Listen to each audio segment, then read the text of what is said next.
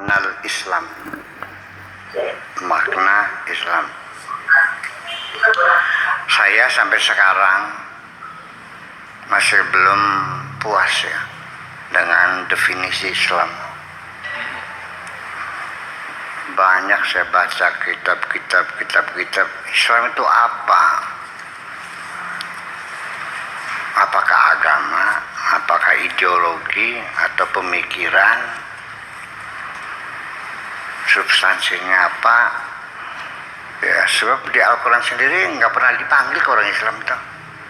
Yang dipanggil kan ya ayyuhalladzina amanu. Iya, kemudian dalam Al-Quran diinformasikan bahwa Islam mah ya sekedar lahirnya saja. Ada orang Arab datang pada Kanjeng Nabi mengatakan kami telah beriman. Enggak, jangan beriman, bilang berislam. Karena iman belum masuk dalam hati kamu. Islam aja lah. Berarti kan di bawah iman. Itu. Jadi kita pengen jadi orang mukmin harus jadi muslim. Nah itu.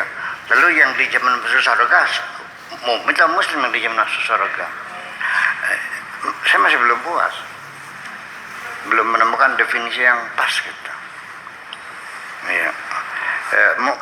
Tapi ini salah satunya oleh Syekh Nefri ini ya hampir ya bisa kita pahami lah, mungkin seperti ini definisi paling tidak ya. Oke, kita baca aja dulu terjemahannya lalu kita studi teks. Makna Islam, Tuhan berkata kepada hambanya, Islam itu artinya engkau berserah diri kepadaku sepenuh hatimu.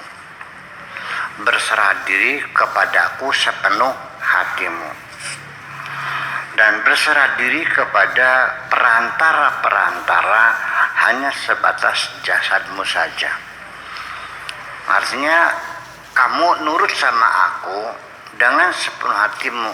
Kalau nurut sama orang lain mah hanya sebagai perantara, sebagai mediator, sebagai formalitas, ya silakan saja. Kau turuti keinginan anakmu, keinginan istrimu, keinginan atasanmu, bawahanmu, masyarakatmu, ya.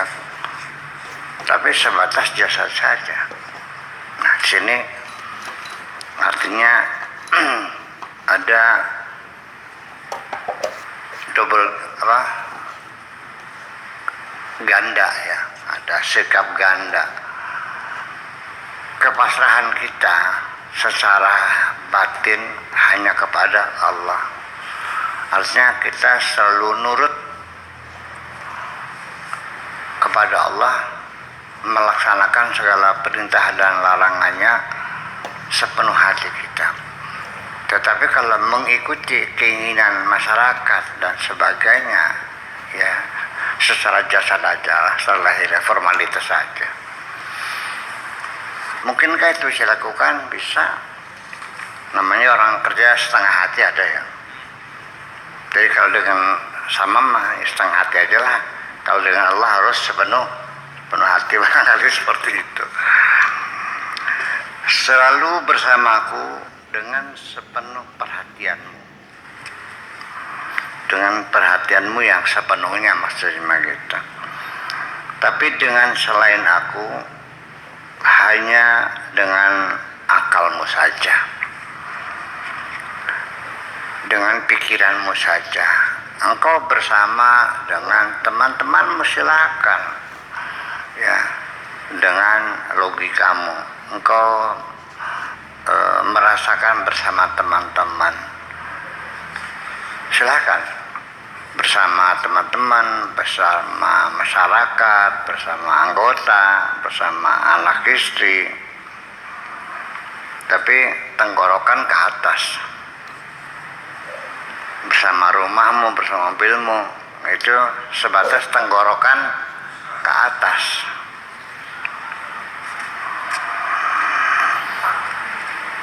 Sehingga dengan demikian segala perhatianmu selalu bersamaku. Tidak ada sedikit pun kepentingan apapun untuk selain aku. kecuali engkau hanya boleh bersama selainku sebatas dengan logikamu saja. Tidak boleh kecewa ketika gagal. Jadi artinya urusan mobil, utang piutang, urusan kredit bank, urusan dagangan, urusan toko, warung, pabrik, pekerjaan, kontrak kerja, itu sebatas tenggorokan ke atas. Boleh kau pikirkan, tapi jangan kau masukkan ke dalam hati.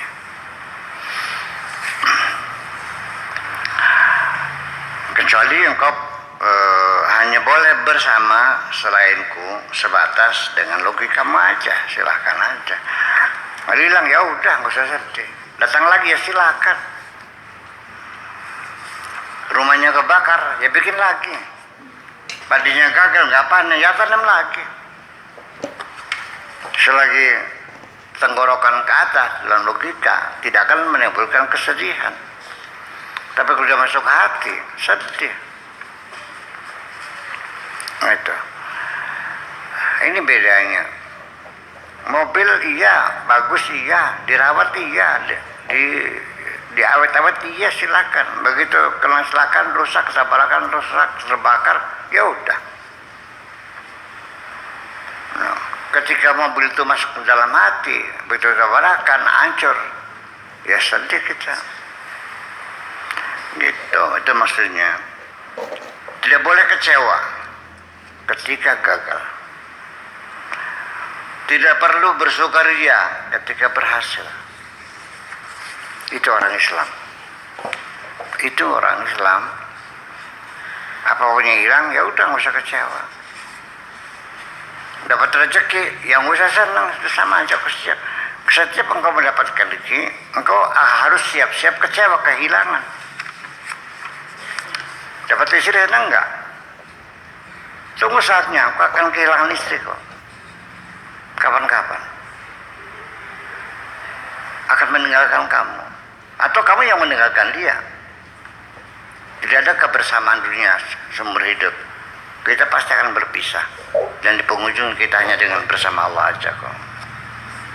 Suka tidak suka, ya, secara sukarela atau terpaksa, silakan aja. Dan nanti di akhirat kita tidak bisa mengandalkan siapapun. Ya, kita hanya membawa amal perbuatan kita kok. Jadi tidak boleh kecewa ketika tidak berhasil atau gagal. Tapi juga tidak perlu bersukaria ketika berhasil. Jangan marah ketika ada orang lain yang menyakiti hatimu, menjahati hatimu. Jangan bergembira dengan keberhasilanmu. Bisa enggak kamu disakiti nggak marah? Dihina, dicaci maki, bisa nggak marah? Nah, ketika engkau sudah paham maknanya Islam, kamu nggak marah. Kalau masih marah berarti belum paham. Begini, Islam ini jadi kayaknya seperti kontrak ya dengan Tuhan tuh. Bahwa aku adalah hambamu dan engkau adalah majikanku. Apapun yang aku kerjakan semuanya untukmu. Dan aku tidak pernah minta upah kepada siapapun kecuali kepadamu. Ketika aku menghadapi kesulitan, aku hanya minta petunjuk kepadamu. Aku hanya mengharapkan petunjukmu. Jadi, apapun yang terjadi adalah atas kehendakmu. Walakal hamdu ala ma qadait. Kami selalu memujimu apapun keputusanmu. Ketika kamu memutuskan aku harus dicaci maki oleh orang, ya silakan, akan kudengarkan. Alhamdulillah hari ini saya banyak yang nyaci maki, yang mengatakan saya goblok, yang tolol. Alhamdulillah.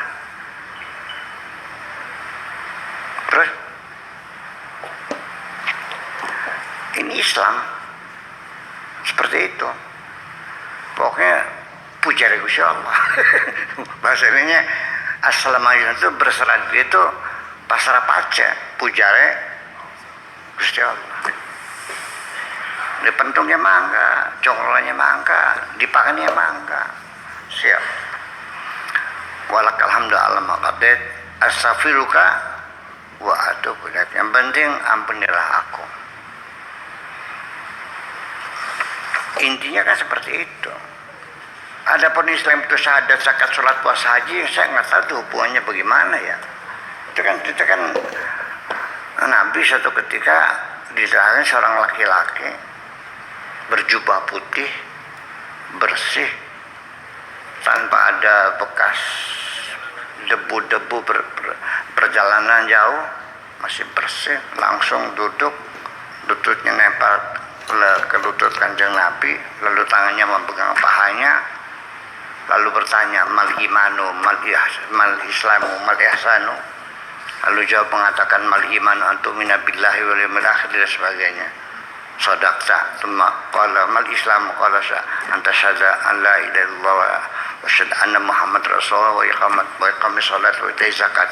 Sadaqta wal islamu mal ihsan anta abudallah. Itu pertanyaan tidak mendefinisikan. Tidak mendefinisikan. Itu mah rukun jadinya. Nah, itu hadis itulah yang dulu dikokohkan oleh Daulah Abbasiyah, bunyal Islamu ala khamsin. Islam dibangun atas 5 tiang. Atas 5 perkara. Itu syahadat, zakat, salat, puasa, ini 5. Syahadat, zakat, salat, puasa, haji, 5 ini Islam. Islam siapa?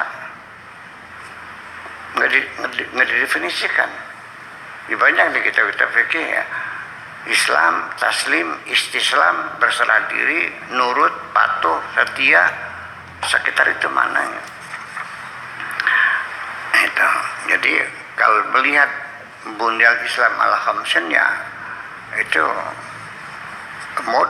modusnya Daulah Abbasiyah untuk mengalihkan supaya rakyatnya sibuk dengan ritual-ritual agama, supaya jangan mengkritiki, jangan mendemo, jangan menggugat keadilan kepada penguasa. Terus itu pekerjaan, mengalihkan perhatian. Maksudnya seperti itu. Jadi kita potong dulu. Sehingga kita mesti belajar antropologi Al-Quran. Mushaf yang disusun ini apakah seperti itu yang dimaksudkan Allah dan Rasulnya, petunjuk sepenuhnya, atau itu merupakan karya manusia? Mushaf karya Tuhan atau karya manusia? Sayyidina Umar usul dikumpulin Al-Quran nih, yang hafal sudah pada mati dalam perang Harbur Riddah, ya kan gitu. Tulisannya di pelepah korma sudah pada rusak, ya, di kulit-kulit pada dimakan rayap, di batu-batu sudah berceceran. Abu Bakar setuju nggak? Enggak. Alasannya apa? Karena Rasul tidak menyuruh. Terus digencar tiap saat Bakar mau. Jadi mengumpulkan mushaf itu idenya siapa? Idenya siapa? Sayyidina Umar. Bukan Abu Bakar, bukan. Bukan Nabi, bukan. Kalau begitu karyanya siapa mushafnya? Ya, terus ketika dikumpulkan pada sahabat namanya Hafsah yang tulisnya itu, setelah dikumpulkan semuanya Terus semua tulisan Al-Quran, baik di batu, di pelepah korma, di apalagi di kulit-kulit, dimusnahkan, dibakar semuanya, diseragamkan Sayyidina Umar. Sampai sekarang kita tidak punya artefak. Betul nggak? Itu kan seperti itu terjadinya. Kemudian sejarah turun Al-Quran secara berurutan nggak ada, kita yang berjejak. Asbabun nuzul juga sangat miskin sekali, nggak ada. Artefaknya aja, tulisan asli mana nggak ada. Itu udah salinan-salinan. Ya kenapa dibakar? Salah aja. Kemudian ketika Al-Quran dibakar, kertasnya setebal-tebal ini, 1 senti tebalnya, kulit 1 senti.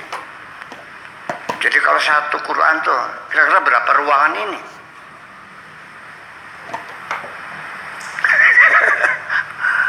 Berapa meter kubik tuh?